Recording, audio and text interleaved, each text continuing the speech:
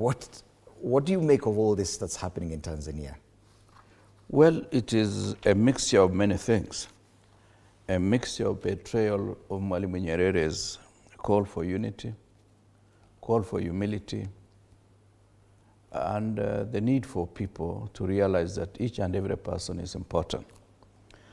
I say so because the way the leaders in Tanzania have been talking in the run-up to the general election was a sign of arrogance, what Nyerere called in Kiswahili ubabe. Ubabe is something that Nyerere did not like at all because he believed the position you are given as a leader is a position of service, not a position of arrogating yourself responsibilities beyond you. The second issue is that, and let me emphasize a bit, because Stephen Wasira, who is the Vice Chairman of CCM, because the President is a Chairman of CCM, has been making very derogatory statements because he's an old man, he's over 80. When we were small children in Tanzania, he was already a member of parliament of Bunda in one of the regions of Msoma. And some of those statements are the ones which have fomented a lot of outrage among young people and people who are from the opposition throughout Tanzania.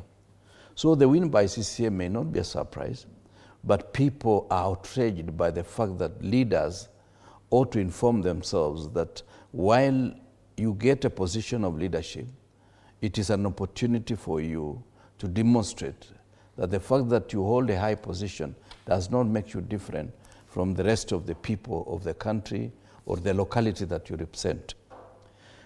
On the other hand, there is the challenge of what I call the challenge of, or the cause of a running mate.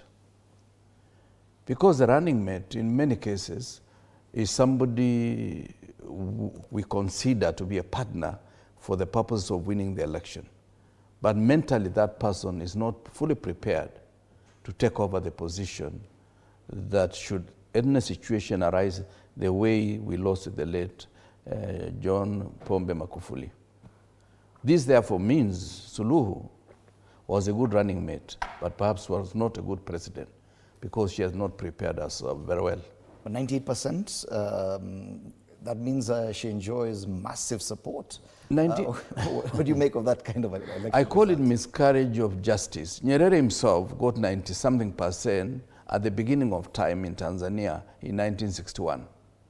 But that was an effort that he had campaigned throughout Tanzania. And 6 weeks later on, he resigned to take over the party mobilization throughout the Republic and allowed the late Rashidi Kawawa to be the leader of Tanzania for 1 year as he mobilized the party. But this is a product of miscarriage of justice, miscarriage of democracy, where Chadema decided to boycott the elections, and therefore they did not present some candidates in some of the areas. Number two, the amount of outrage, the amount of people who have been killed, and that's why they were shutting the internet. Observers from the ground tell us the death toll is higher than what it has been reported. And therefore this means this has been just a robbery. It has not been democracy at all by any standards. And this is the poverty of Africa. You can see Yusuf has already congratulated her, and many other leaders, I'm sure they are going to go to Tanzania to celebrate the so-called victory by the current regime. It is a situation that in Africa, if we are not careful, we are going just to be going around the circles, and we shall do nothing to improve the situation of our continent. Yes. Kathy, of course, it was going to be